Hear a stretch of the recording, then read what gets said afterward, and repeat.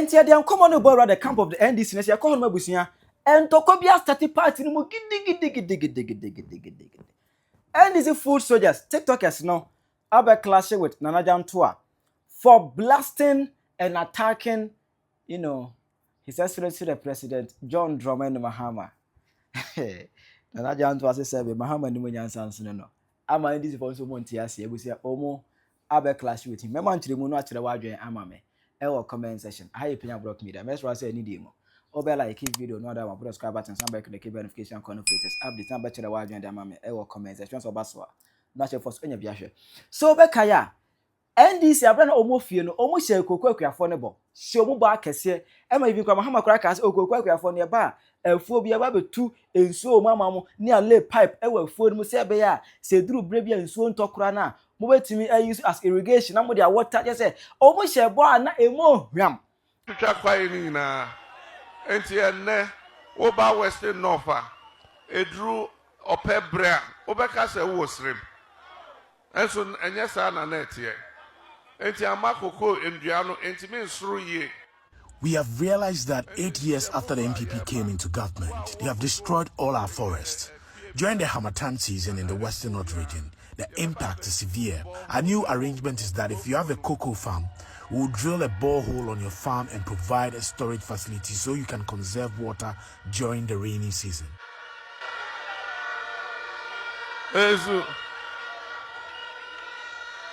When for no fee, you better have a 2 borehole near the Politan can see her. It is your known twa now with the host, now with the cocoa, so send a bear a best for you. Ama yetime nyeska.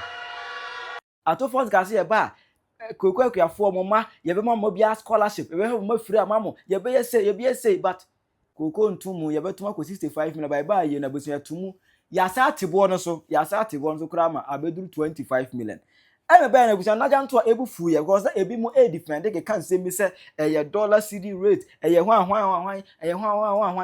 but Ato Forson 2014 Mahama betena kunya so forming the board of Cocoa board of directors.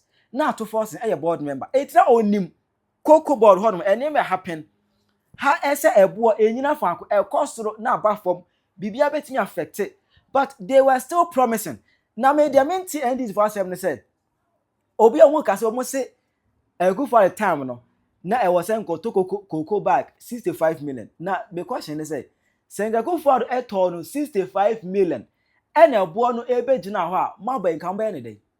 Be wa e 31 million kura no.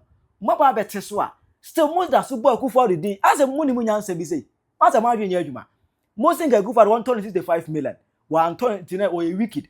But 31 million no mo say world market swati.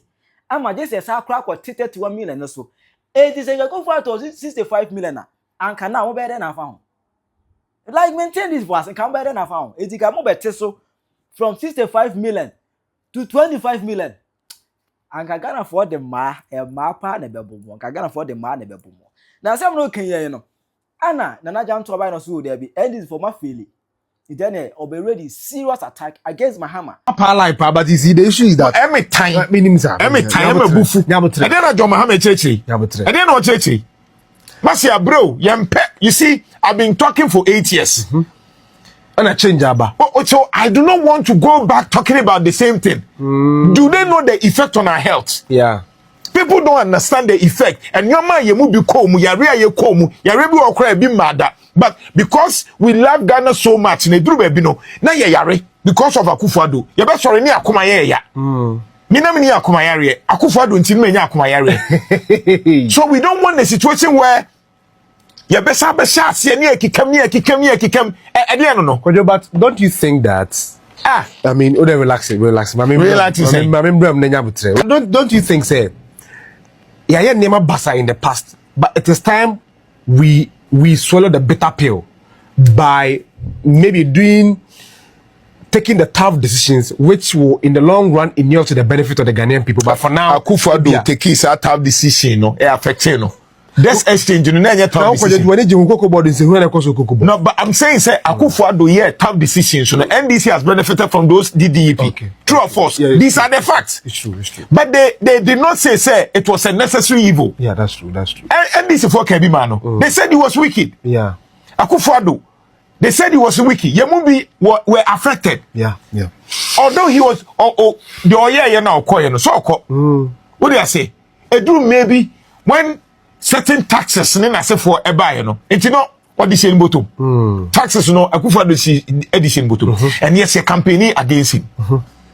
It's now names a cocoa sector, no. Mama beto ka mujaka. And MPP beto. And MPP beto you know you omudie. And omajabi eka because a kabi wa legacy. Yeah, beto omuza. A legacy where amuke musu mejaka. Because some 4 years in beba no. Mo de ka and beto aso. I see. Let's be edika. Eka ye wonyo mebi wo ha eka. Mama me emfa politics ma di win because koko de affect obi a o. Hwe e de no. Affect obi a na kwadwo me de say it's that man NDC for share boss ombetu kokom ya omo creating the impression say Nana Jantuah buy crampo Ghana for by giving them around 3,000 cedis no. So the news say world market price determine the animal cocoa farmers in this country. And the news na ka ho. In fact, we said we gonna omo betu akọ 3,500 say no. So no munim access books now say na ka ho. So why did they make the decision to increase cocoa price? And that is what I'm saying, say. So it is disingenuous for you to now come back few months after and behave as if, so what were you doing? Exactly. Because you had 8 years to plan. And I'll buy a who books, you know, what's increase? As simple as that. Yeah, wouldn't say cow. And the adding a 1 year projection because share abroche okay. Nina Sifunina. Now I know and I was acquainted this was a montia some cocoa pie. Why dare you? Hene has said you know, Nana Jantuah every attack Mahama, catch Mahama, so Hama Nimunian Sans, you know, David also on TV that. Teddy, almost a clash with him. Now, waiting some Omokacha Nana Jantuah. Busafo onyina bua masase afirase etiase wose suman kobire ya na esi onyina na se no yemfa man nkom no na so mon kan kire yenua na Jantuah se enkwa no enyoye sesebe anusini besebi no why na Jantuah omampani John Mahama ena wudi na tem no ana ofi se twikasa no nko na wote mese wabie wa no esi omampani mefama no nka watie campaign no na unim sa nimdie no ana unim sa nyansa no se anya hwe no kokon no etimi flatweti enti sa wo kwose nkwasiabo a hweye no mamenka no tie you see I am so angry with John Mahama. I'm so angry you see relax no tie I'm so angry because so uye ni say ya me want to catch you say me can say I give them the benefit of the doubt. Yeah. Because they say 2026 in reality, me catch you say 2026 in reality is ni be setting. Yeah, that's true. So yeah, okay. So 2025 from the end. Now 2026 now unemployment in reality how we hear sikano. I feel ne be setting in and there's no honeymoon for John Mahama.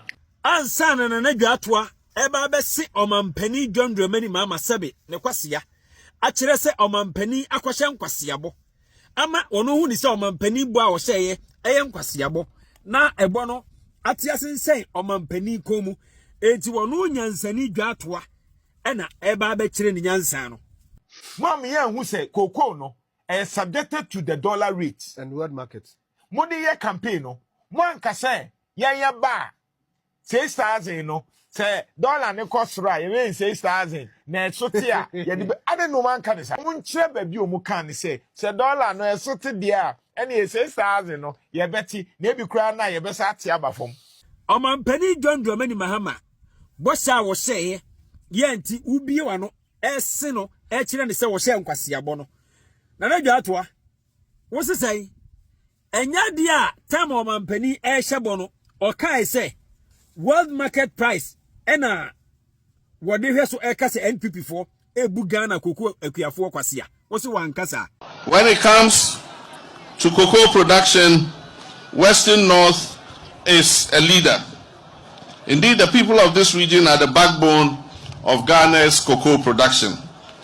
But I'm aware of the hardships our cocoa farmers face: low prices, inadequate extension services, and delays in the distribution of cocoa inputs. And so let me be clear today. We will ensure our commitment to pay our farmers 70% of the world market price of cocoa. Mumieti Ato Forson. Cocoa farmers are what we're gonna have. Abani ought to be one you want to end the year. Abani ought to be racism will be. Abani wa from Musica be. The Damepana Makayide. Cocoa no mono. Cocoa bag Biala Abani Botton or Botton Wabuchi. Oh yes, Sika 9,800. Oh yeah, Ghana is Canada no more. 98 million Ghana cities. One bag. There's a 98 million cities. Ghana is a share of cocoa board in there. Or that ban until the Mr. Mabasa, such a Mabasa, no one no the cocoa farm and woman a being.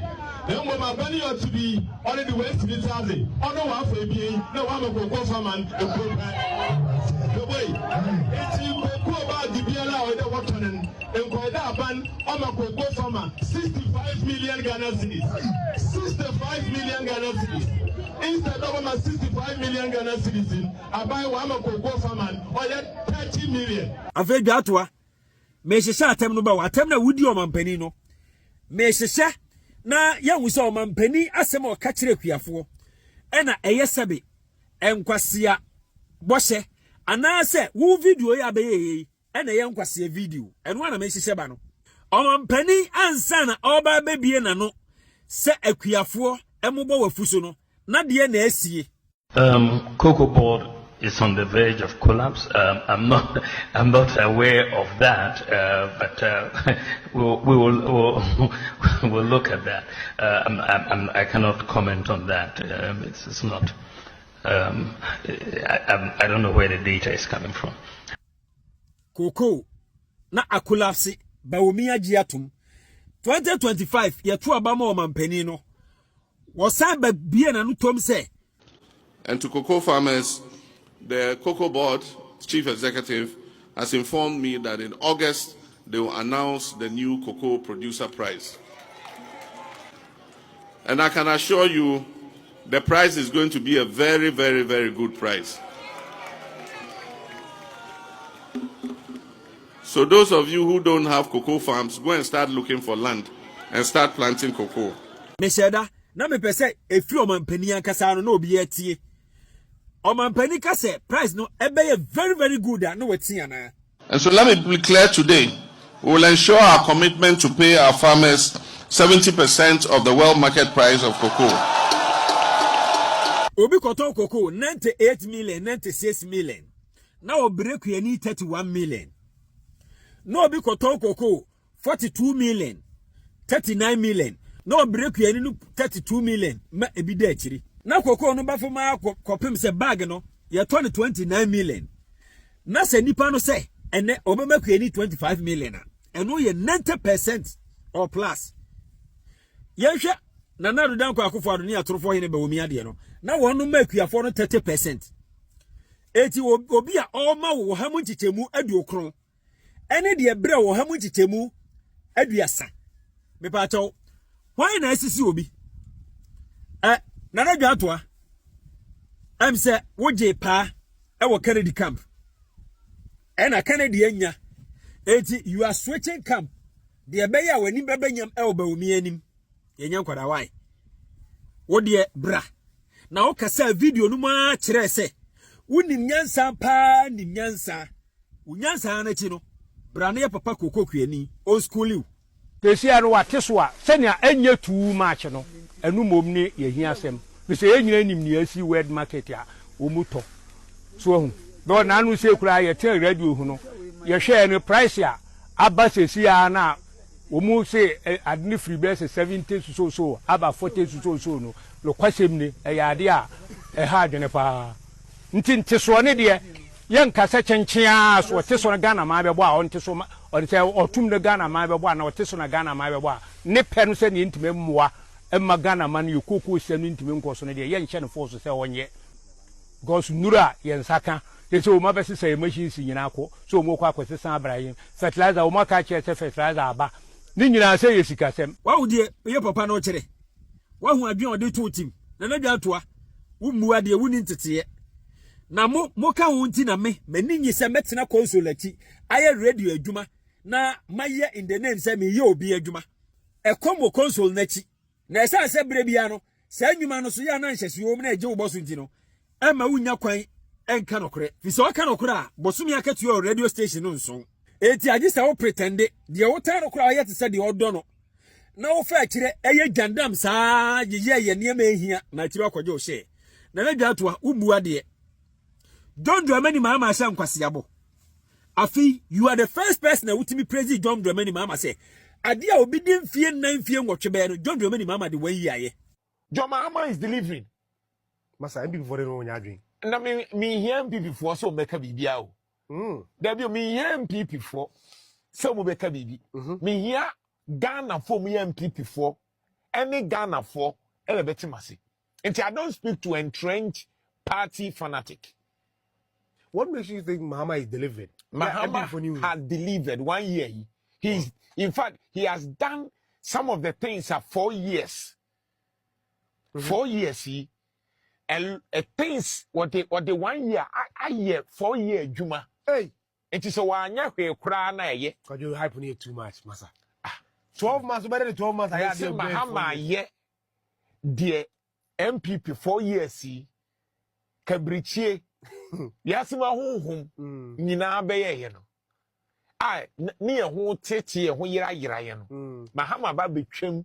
Can't you see that nipa there's some element of freedom believe obi o kan kura bia nim de eke it is a wo kwose nkwasiabo a hweye no mamenka ensem no tie you see I am so angry with John Mahama eti na Jantuah wo interview na ye no e na ye nkwase interview na mum enya John Dramani Mahama bo a wo hye John Dramani Mahama bo a wo hye de ti o wo hye bo no edi sumpo amana tra so NDC for say ye ba ban mu a world market cocoa price no ye becha mu miensa na ye makuani no mienu na ban na for baako wonu ba ye ya cocoa no bo no so ate no wonu ma chemu maku du e na ye dem kron ama okuani ena aban afa mu baako Jantuah me ka kire wo se sa adwuma na NPP fo ahyehyɛ ya wo kɔta akire sɛ de be ya wo be switch camp no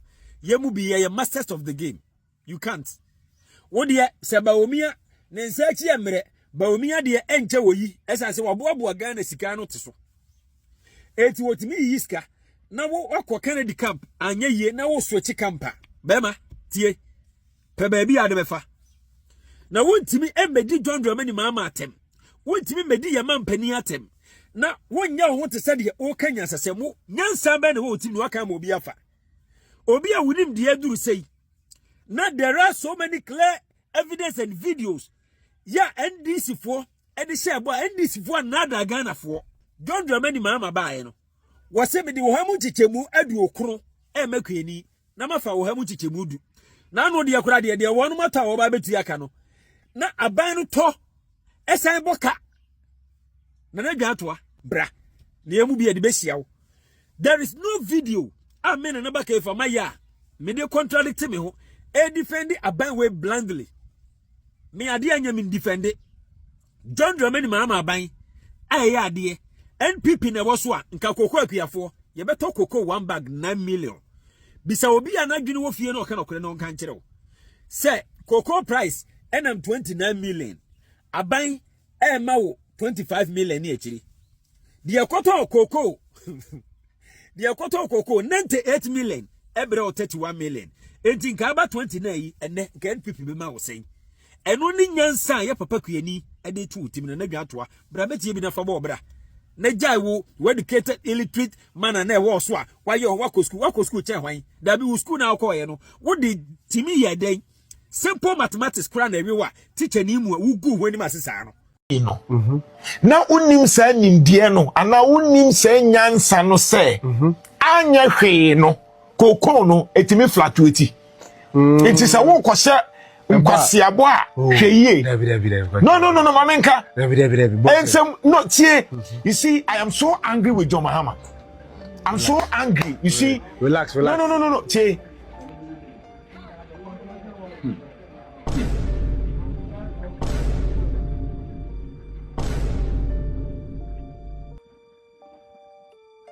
To be frank, I expected more from you in this situation.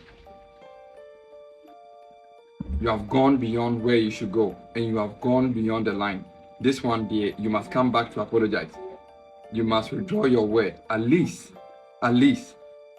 So, is that how you talk to your elders? And is that what you are telling me, the younger one, to talk to you, if I am to talk to you and to address you? Please, this one day I will say, if there's any better thing that Nana Jantuah can come and say, you should come and say it any moment, soon as possible. Because we don't really want to turn this into another issue. How? Do you? I don't even want to say what he just said because it's very shameful and disgusting that I will be saying the same thing that he said. And somebody that we look up to and we respect a lot, we don't expect you to be doing this kind of things. And seeing you doing this is not something that I would say that we really would like to see happening. That anybody can just get up and talk any rubbish. Because that's why even our president even mentioned before he became president during his campaign season, he said that when he became president, the people that used to have toothache, the moment he became a president, that is the very same moment that their toothache will be healed. So they can now talk. Please, this, you couldn't have said it in the other government. So I would say if you can rather do something better about this, just come back again, tell the people that you are sorry and you will never say this again. Because, or else, say heat. Heat is coming. Heat is coming. Ubet machara wadwe amame. Ewo comment section. Ayi Penyah Block Media. Accra.